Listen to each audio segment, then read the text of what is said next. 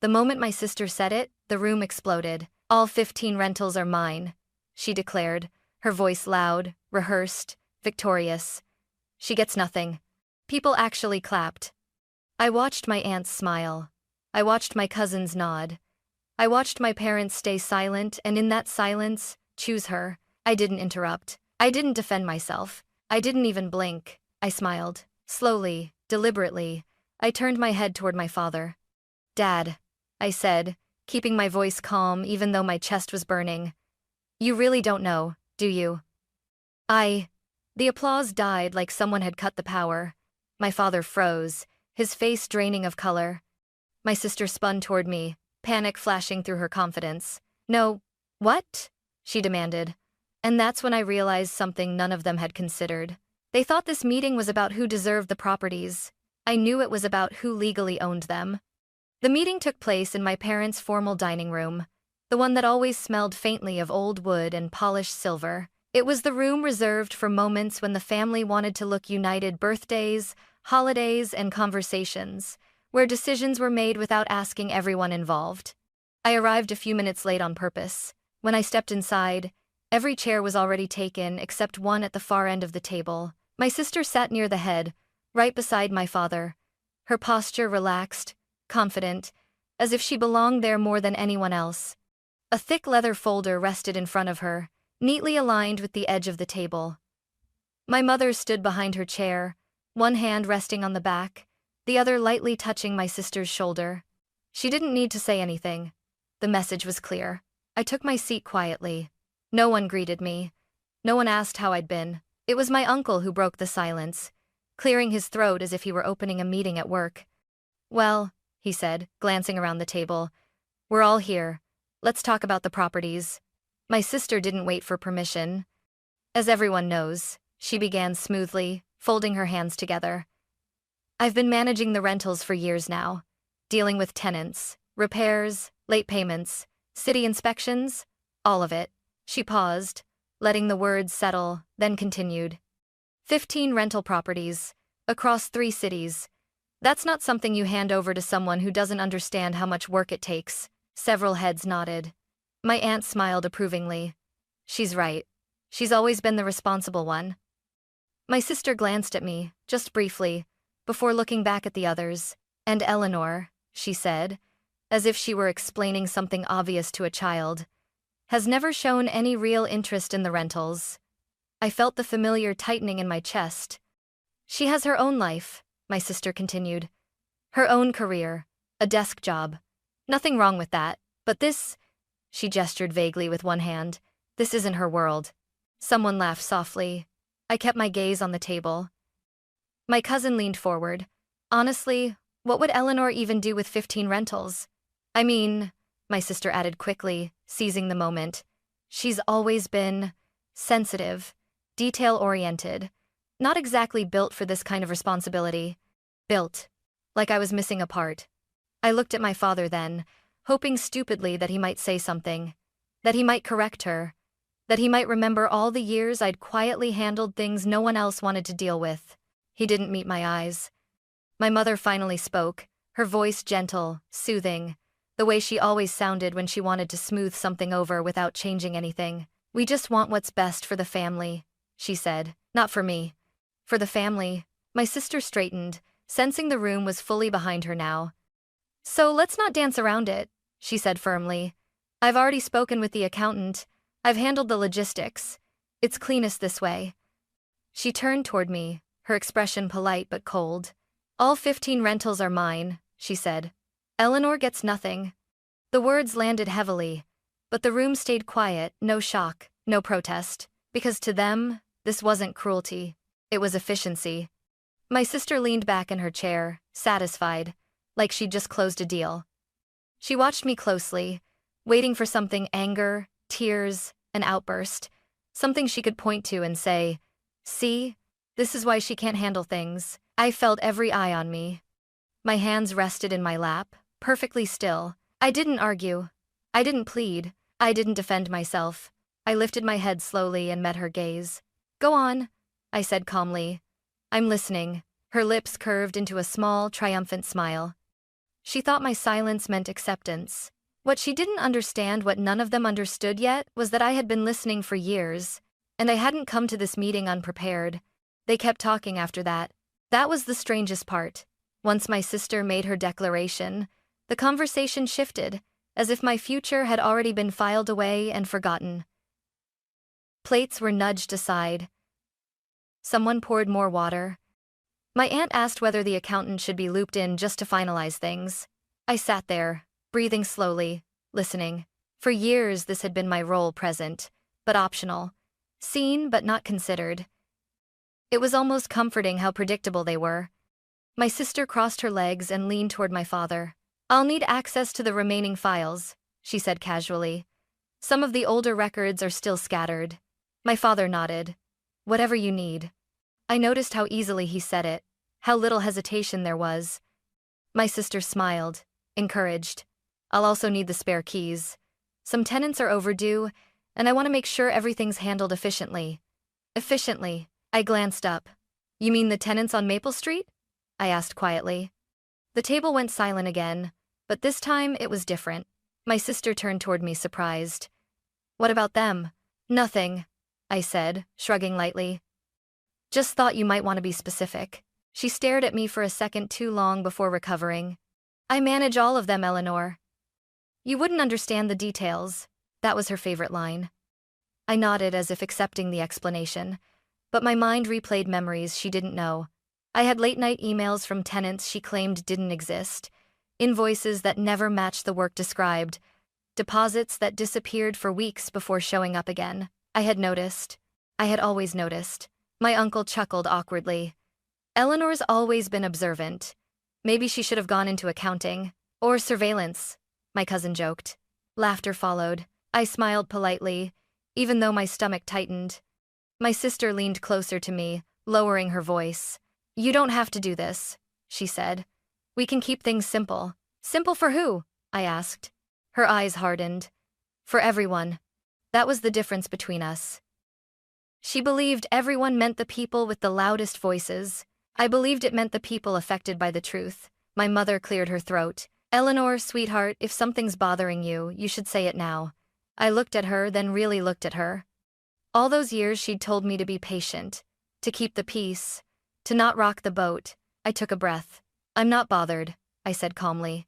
"I'm just trying to understand how we reached this conclusion." My sister scoffed. "It's obvious." "Is it?" I asked. She straightened in her chair. "Yes. Grandpa left the properties to Dad. Dad let me manage them. I've done the work. End of story." She said it with certainty, like repetition alone could make it unbreakable. I turned to my father. "Is that what you believe?" I asked gently. He hesitated, just for a moment. But it was enough. The hesitation spread through the room like a draft. My aunt shifted in her seat. My uncle frowned slightly. My sister noticed it too, her jaw tightened, her foot tapping once against the floor. "Dad," she said sharply, "you know this." He nodded, but his voice was softer now. That's how I understood it, yes. Understood. Not confirmed. Not verified. Understood. I leaned back in my chair, folding my hands again. "Okay," I said quietly. My sister exhaled in relief, mistaking my response for retreat. "Good," she said. "Then we're done here." She looked around the table, already moving on. What she didn't realize, what none of them realized, was that the more they spoke, the clearer it became. They weren't lying. They were assuming. And assumptions, I knew, were fragile things. I looked down at my bag, resting beside my chair. Inside, it was everything they hadn't asked to see. I didn't reach for it yet. Not because I was afraid, but because timing matters. And the moment they felt most certain, that's when the truth would do the most damage. My sister was already gathering her folder when I spoke again. "Dad," I said. My voice wasn't loud. I didn't raise it. I didn't need to. She froze mid-motion, fingers still touching the leather cover. "Yes?" my father answered, looking tired now, older than he had when the meeting began. I chose my words carefully. "Before we end this," I said, "can I ask you something?" My sister let out a sharp breath. "Eleanor, we've already—" "Just one question," I said, holding up a finger. I didn't look at her. "Please." The room went quiet in that uncomfortable way it does when people sense something is about to change but don't yet know how. My father nodded slowly. All right. I leaned forward slightly, resting my forearms on the table. Did Grandpa ever tell you, I asked, that he transferred the rental properties before he died? The air seemed to thicken. My father blinked. Transferred? My sister laughed immediately. Too fast, too loud. That's ridiculous, she said. Everything went through the estate. You know that. I didn't look at her. I'm asking Dad, I said. My father frowned, searching his memory. I don't think so. Did you ever see the deeds yourself? I asked gently. That was when his confusion deepened into something closer to concern. I trusted your sister with the paperwork, he said. She handled all of that. Margaret's smile stiffened. That's because you asked me to, she said quickly. Someone had to be responsible. I nodded slowly, as if considering her words. And when you say the paperwork, I continued, turning back to my father, do you mean copies of the deeds? Or just summaries? My aunt leaned forward now. Why does that matter? Because, I said, keeping my voice even, summaries aren't ownership. My sister pushed her chair back slightly, just an inch, but enough to make the legs scrape softly against the floor. You're overcomplicating this, she snapped. Grandpa wouldn't have done something like that without telling us. I finally looked at her. You mean without telling you? I said. Her eyes flashed. What is that supposed to mean? It means, I replied, that Grandpa and I talked more than you think. That landed harder than I expected. My mother stiffened. Eleanor, why didn't you ever say anything? I held her gaze. Because no one ever asked. Silence followed. Not the comfortable kind. Not the kind you can talk your way out of. My sister folded her arms tightly across her chest. You're implying something, she said. If you have something to say it. I took a breath. I'm saying, I replied, that I don't think we're all working from the same information. My father rubbed his temple. Eleanor, are you saying the properties aren't part of the estate? I'm saying, I answered carefully, that Grandpa settled certain things while he was still alive. My sister stood up abruptly. This is insane, she said. You're confused. Or worse, you're trying to cause problems. I didn't move. I'm trying to prevent them, I said quietly. She stared at me, searching my face for hesitation, for doubt, for something she could exploit. She didn't find it. My uncle broke the silence. If that's true, he said slowly, then we should probably check. Margaret spun toward him. There's nothing to check. I reached down and placed my hand on my bag. For the first time since the meeting began, I felt the room shift, not toward me, but away from her. I agree, I said softly. We should check. My sister's voice rose. Check what? I met her eyes and smiled, not the polite one from before, but something calmer, steadier. The records? I said. My father swallowed. Eleanor, he asked quietly, what exactly do you have? I didn't answer him right away. Because once I did, there would be no pretending this was just a misunderstanding. I let the silence stretch, long enough for everyone to feel it. Then I said, enough to make sure we stop guessing. And for the first time that afternoon, my sister looked afraid. I didn't rush. That was the mistake they kept expecting me to make. Instead, I opened my bag slowly, deliberately, letting the sound of the zipper fill the silence. Every eye in the room followed the movement, as if whatever I was about to pull out might physically strike someone. I took out my phone first and placed it on the table, screen down. Then I slid a thin folder forward plain, unmarked. Nothing like the thick leather binder my sister had brought to perform authority. Mr. Collins, I said, turning to our family attorney, could you pull up the county property records? My sister laughed, sharp and brittle. This is a waste of time. Mr. Collins hesitated. He glanced at my father, then at my sister, then back at me. Just the public records, I added calmly. Nothing private, nothing speculative. My father nodded, slower than before. Go ahead. The laptop opened. The projector hummed softly as the screen came to life. I read out the first address. Mr. Collins typed. Clicked. Paused. His eyebrows lifted. Owner. He read aloud, carefully. Eleanor Grace Whitmore. The room inhaled as one. My mother's hand flew to her mouth. That can't be right. It is. Mr. Collins said, eyes fixed on the screen. Recorded March 12, 2018. My sister stepped closer to the table. Pull the deed, she demanded. You're reading it wrong. He did. The document filled the screen, notarized, stamped. My grandfather's signature looping across the bottom in the handwriting I'd seen on birthday cards and letters for years. My name printed beneath it, clear, undeniable. That's one, I said quietly. The second address. Same result. The third. The fourth. 15 times. The same truth repeated itself, each one landing harder than the last. No one spoke. The only sound in the room was my sister's breathing too fast, too loud, like she was running out of air. My father sank back into his chair. You've owned them, he whispered, staring at the screen. This whole time? Yes, I said. Grandpa transferred them while he still could. My sister shook her head violently. No, that doesn't make sense.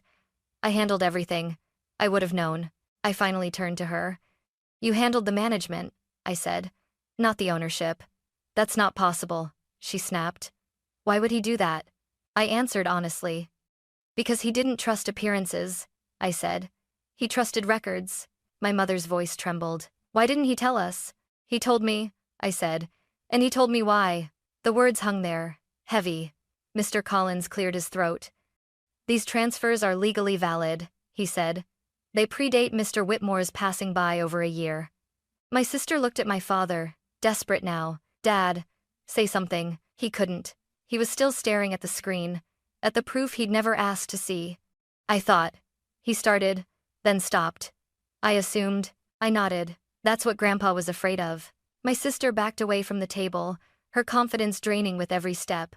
You're twisting this, she said. You always twist things. I stayed where I was. No, I replied. I'm reading them. For the first time since the meeting began, the power in the room had shifted not because I raised my voice, not because I demanded anything, but because facts had a way of standing on their own. My sister looked around, searching for support. No one met her eyes. She turned back to me, her voice cracking. So, what are you saying? I met her gaze steadily. I'm saying, I replied, that this meeting isn't about who deserves the rentals. I paused, letting the weight of the moment settle. It's about who actually owns them. And with that, the story my family had believed for years finally collapsed under its own assumptions. For a moment no one moved. The proof was still glowing on the screen behind us, 15 addresses, 15 confirmations, 15 quiet indictments of everything my sister had just claimed. The meeting that had begun with applause now felt like a room waiting for a verdict. Margaret was the first to break. You planned this, she said, her voice sharp, brittle at the edges. You let me talk. You let me embarrass myself. I shook my head slowly. No, I said. You did that on your own. She turned to my father, panic creeping into her eyes. Dad, you know I took care of everything. I protected this family. You managed what you were allowed to manage, I said. That's not the same thing. My mother stepped forward, hands trembling. Eleanor, please, she said softly. We don't need to tear each other apart. I felt something inside me tighten. I didn't bring the truth into this room, I said. It was already here. Margaret laughed, a hollow sound. Oh, come on, she said. You expect us to believe Grandpa secretly signed everything over to you and no one noticed? He noticed, I replied. He just didn't announce it. I reached down and opened the plain folder I'd brought with me. This time I didn't hesitate. Inside was a thick stack of documents organized, tabbed, precise. For the last 5 years, I continued, I've been reviewing the rental accounts. Quietly, Margaret's eyes widened. You had no right. I had every right, I said calmly. I was the owner. I placed the folder on the table and slid it toward Mr. Collins. Forensic summaries, I said. Every rent payment received, every expense claimed, every gap. My uncle leaned forward, curiosity overtaking discomfort. What kind of gaps? I met his eyes. Missing deposits, inflated repairs, vendors that don't exist. Margaret slammed her hand on the table. That's a lie. It's documented, I said, and verified. Mr. Collins flipped through the pages, his expression tightening with each turn. This isn't speculation, he said quietly. These are discrepancies. How much? My father asked hoarsely. I swallowed once before answering. $243,900. The number hung in the air like smoke. My mother staggered back into her chair. That can't be right. Margaret shook her head violently. You're twisting numbers. That's not theft. That's miscommunication. Miscommunication doesn't create phantom invoices, I replied. Or cash payments that never reach the account. She turned on me, eyes blazing. You stayed quiet on purpose. You wanted me to fail. I stood, slowly, steadily. I stayed quiet because Grandpa told me to, I said, my voice finally breaking through the careful calm. He warned me. He said if I spoke too soon, the truth would disappear under excuses. Sighed the peace-said man. My father looked up sharply. He warned you. About Margaret? Yes, I said. About anyone who confused access with entitlement. Margaret's voice cracked. You let me keep managing everything. You insisted, I said. I documented. She stared at me, disbelief giving way to something rawer. So what? She demanded. You're going to sue your own sister? I held her gaze. I'm going to protect what's mine, I said. And hold people accountable. My mother reached for my arm. Family doesn't do this. I gently pulled away. Family also doesn't decide someone's worth without asking, I said. I slid a sealed envelope across the table. My attorney's filing, I said. It goes in Monday. Margaret collapsed back into her chair, as if the strength had drained from her body. Her confidence, her certainty, the story she'd built for years, all of it folded inward. The room felt smaller now, heavier. No one applauded. No one cheered. Because this wasn't a victory. It was a reckoning. And as I looked around the table at the people who had once decided my future without me, I realized something else. The meeting wasn't about rentals anymore. It was about consequences. And for the first time, they were unavoidable. I didn't wait for anyone to say another word. There was nothing left to argue, and nothing left to explain. The facts were already on the table, glowing coldly from the screen, stacked neatly inside the folder I had brought. Staying would only invite bargaining, and I was done negotiating my own reality. I gathered my bag and stood. Eleanor, my father said quietly, his voice unsteady. Let's slow down. We can talk about this. We've been talking for years, I replied. This is the first time we're actually doing something. Margaret looked up at me then, her face pale, her confidence gone. You can't just walk away, she said. This affects all of us. That's exactly why I'm walking away, I answered. I left the dining room without looking back. By Monday morning, the filing was submitted. I sat in my attorney's office, my hands resting flat on the desk as the clerk stamped the documents received. The sound was small, almost anticlimactic, but it felt like a line being drawn through 5 years of silence. Done. By Tuesday, 2 investigators contacted me to schedule a meeting. We sat in a quiet coffee shop, my folder open between us, pages spread out like a map of decisions made without oversight. They asked questions. I answered calmly, methodically, the way I'd learned to when facts mattered more than feelings. No one raised their voice. No one accused me of anything. They simply took notes. That night, my phone vibrated nonstop. Margaret called. And called again. Then text messages appeared, one after another. I didn't realize. I thought everything was approved. I can fix this. I read them all without replying. An hour later, a voicemail came through. Her voice was shaking now, stripped of the authority she'd worn so easily at the meeting. Eleanor, please, she said. I'll pay it back. I swear. I never meant for this to happen. I listened once, then I deleted it. I typed a single message and sent it. Turn over the keys within 48 hours. She didn't respond. She didn't have to. By Thursday, I had already scheduled the locksmith. Standing outside the first rental property, keys warm in my palm, I didn't feel triumphant. I felt strangely grounded. The building looked ordinary, faded siding, chipped paint, a child's bike leaning against the fence. This was what everyone had been fighting over. Not power, not status, responsibility. When the locks clicked into place, the sound echoed more loudly in my chest than it did on the door. For the first time, the properties were not just mine on paper. They were mine in practice. That evening, I sent formal notices to vendors and tenants, introducing myself not as someone's sister, not as a background figure, but as the owner. I kept the language professional, neutral, protective. No drama, no revenge, just clarity. As I closed my laptop, exhaustion finally settled in, but underneath it was something unfamiliar. Relief.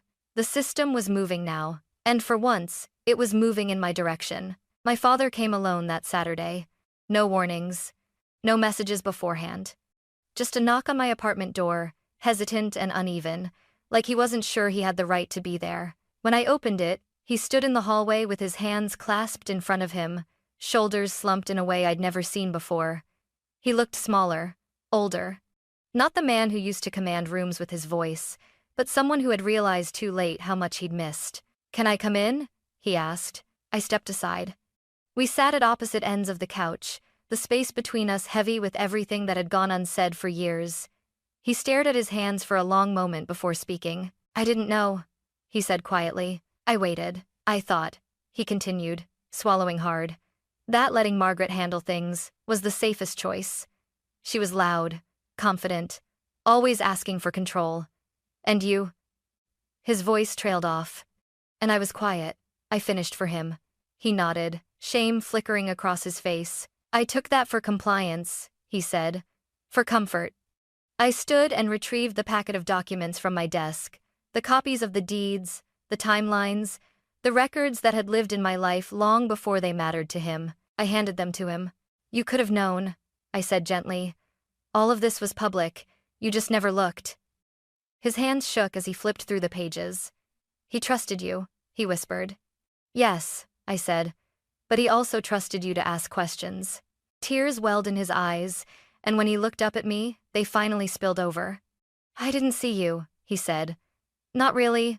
I'm so sorry." The apology didn't fix anything, but it mattered. "I spent years thinking I wasn't enough," I said softly. "That if I spoke louder, or pushed harder, you'd notice me."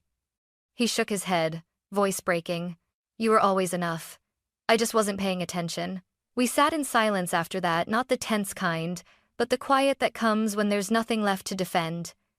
He reached for my hand, tentative, like he wasn't sure I'd let him. I did. "I'm proud of you," he said finally. "Not because of the properties, but because you stood up for yourself." I believed him, not because the words were perfect, but because they cost him something to say. When he left, the apartment felt different. Lighter, not healed, but honest. And for the first time, I realized that recognition, even when it comes late, can still change the shape of a wound. That night, after my father left, I sat alone at my kitchen table with my laptop open and the windows cracked just enough to let the city breathe in. I drafted emails slowly, carefully, introductions to tenants, notices to vendors, confirmations to the bank. Nothing dramatic, nothing personal, just clarity. For the first time, my name didn't feel like something I had to defend. It was simply mine. Over the next few days, responses came in. Tenants thanked me for explaining things clearly.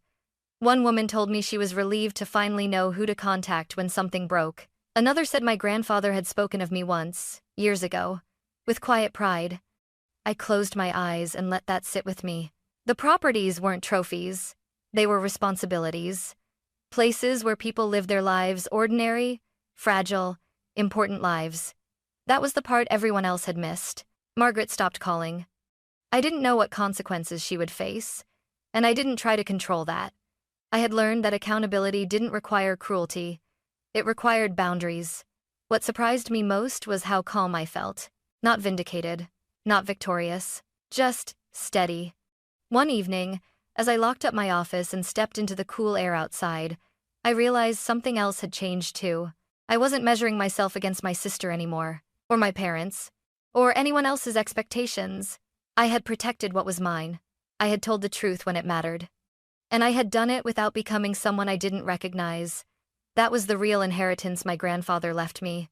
Not the properties, but the patience to watch, the courage to speak, and the wisdom to know when silence was preparation and when it was time to finally be heard.